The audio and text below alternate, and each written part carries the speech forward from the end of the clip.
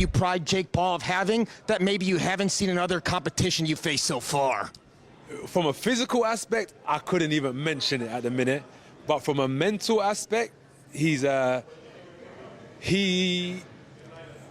offered me the fight. Normally, I'm offering people fights. He's told me, come and fight. So he's... Anthony Joshua made a clear point about the difference between physical size and real boxing ability. He explained that even if Jake Paul were larger than Gervonta Davis, the lightweight star would still outclass him because Davis possesses talent, timing, and instincts that cannot be taught. Joshua's intention wasn't to compare them for a real match, but to highlight how skill outweighs size when the experience gap is so wide. Monte would have struggled in some aspects, but I think he would have got the victory. I think Gervonta would have got the victory. Yes, because of his counter-punching ability. So I think he would have, you know how he done with Frank Martin, kept his tight guard, took some shots on the gloves, figured out his distance, and then... Former heavyweight champion Andy Ruiz offered Jake Paul advice shaped by his own journey in boxing. Ruiz urged Jake to stay grounded, have faith in himself, and not let fear take over as the fight with Anthony Joshua approaches. He reminded Jake that confidence is essential when stepping into the ring with a dangerous heavyweight, because hesitation can ruin a fighter before a punch is even thrown. Ruiz spoke from deep experience, especially from a time when almost no one believed he could defeat Joshua in 2019 yet. He shocked the world with a stunning upset. His message wasn't that self-belief guarantees victory, but that fear is the fastest way to crumble under pressure.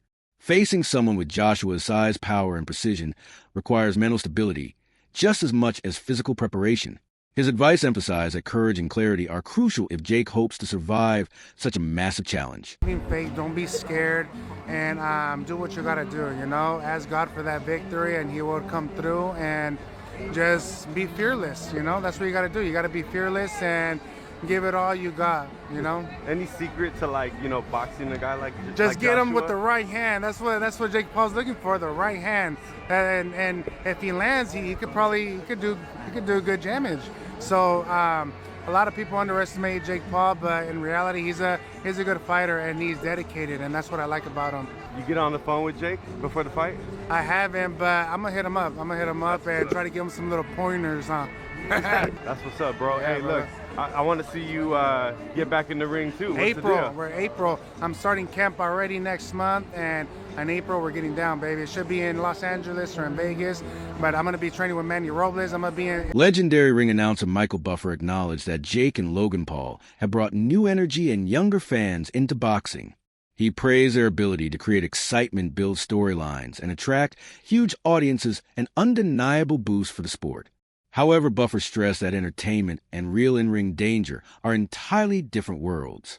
When it comes to Jake facing Anthony Joshua, Buffer becomes far more cautious. He explained that Joshua isn't just a big name. He is one of the most explosive punchers in modern heavyweight boxing. According to Buffer, Jake must dramatically improve his defense because Joshua's power is on a level he has never experienced. Social media influence and promotional hype cannot protect Jake when he stands across from a former unified champion who has knocked out elite opponents. Once the bell rings, popularity does nothing to shield a fighter's chin. Buffer's comments served as a warning this isn't just a big event, it's a leap from influencer-level opposition to a proven heavyweight powerhouse, a step that carries real career-altering risks. Well, Jake and Logan, first of all, are fantastic athletes. You know what Logan does with the WWE and what Jake does with boxing. He knocks people out and everything. And they both have massive fan bases. And for me, it's great to see people get young people that follow them that didn't have they don't remember Ali or Joe Frazier or whatever. It's not in their wheelhouse. So it's great to see them developing fight fans and a big fight atmosphere. So it's very exciting. These two stood face to face, and the comment section on the internet was going crazy. They were like, call the ambulance now, basically. Anthony Joshua looks dangerous standing next to him. Anthony Joshua is, at this time, and has been for years, the biggest puncher in boxing. He's a devastating puncher. So I got to give Jake a lot of credit for wanting to take this fight.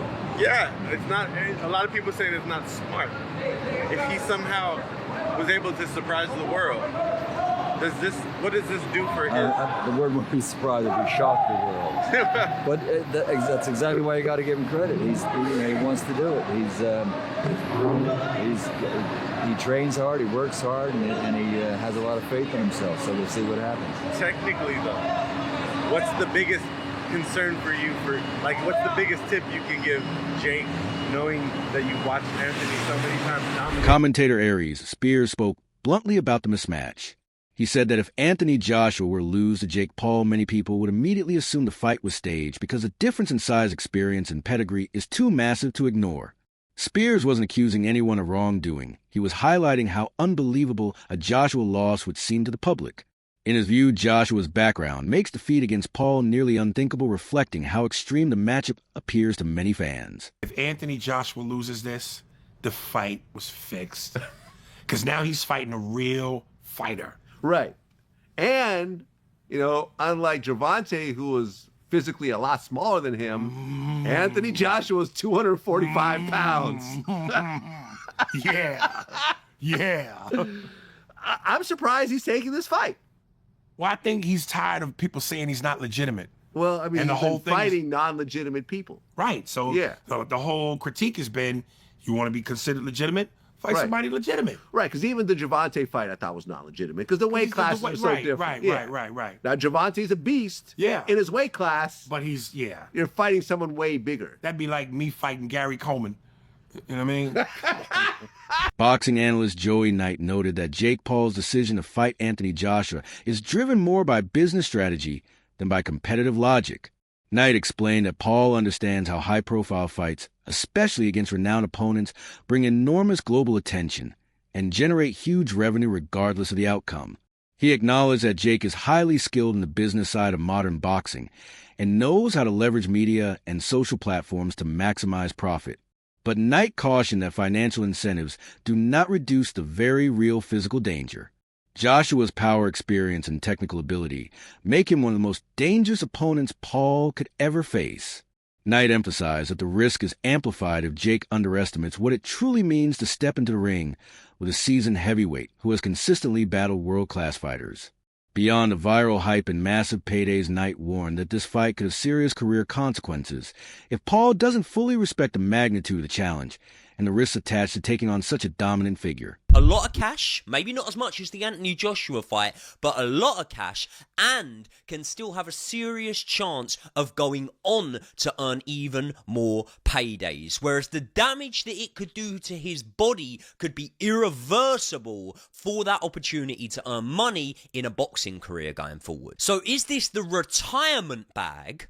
Or do you actually think you can win? Because I read a study recently, and I believe it said something along the lines of men overemphasize or overcalculate their ability to fight by about 500 times. And I'm saying Jake Paul would probably need to be 500 times better to stand a chance against Anthony Joshua. And I can't get how he doesn't already know this. Surely he has sparred with heavyweights. Surely the recent sparring that he had with the likes of Shakur Stevenson and with the likes of Ray Ford, amongst others, Badu Jack, surely that would have taught you that there are levels to boxing. And if these small guys are able to show you things that you had no idea that you were vulnerable to in a boxing ring, what happens when someone who hits 4, 5, 6 times as hard as that does the exact same thing to you